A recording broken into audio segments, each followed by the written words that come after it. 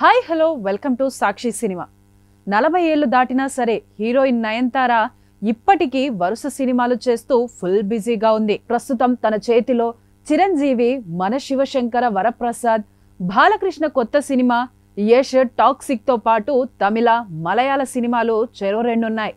అసలు విషయానికొస్తే ఈసారి నయన్ తన పుట్టినరోజుని సింపుల్ గా ఫ్యామిలీతో కలిసి సెలబ్రేట్ చేసుకుంది. భర్త విఘ్నేష్ తన 2 కొడుకులతో కలిసి బర్త్డే జరుపుకున్నారు. అయితే ఈ పుట్టినరోజు సందర్భంగా భర్త విఘ్నేష్ నుంచి గిఫ్ట్ మాత్రం చాలా ఖరీదైన బహుమతి వచ్చింది. గతంలో పలు రిలేషన్షిప్స్ లో ఉన్న నయన్ తరువాత కాలంలో తమిళ దర్శకుడు విఘ్నేష్ శివన్ని ప్రేమించింది. 2022లో వీళ్ళు పెళ్లి చేసుకున్నారు. తర్వాత ఏడాది నుంచి ప్రతిసారి నయన్ పుట్టినరోజుకి విఘ్నేష్ ఖరీదైన కార్లని బహుమతిగా ఇస్తూనే ఉన్నాడు.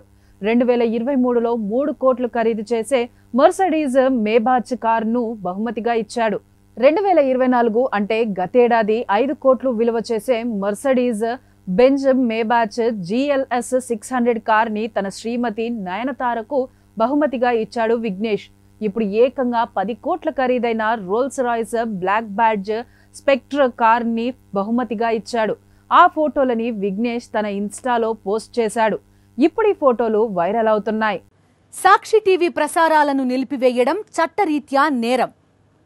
సాక్షి టీవీ ప్రసారాల కోసం మీ స్థానిక కేబుల్ ఆపరేటర్ని వెంటనే సంప్రదించండి.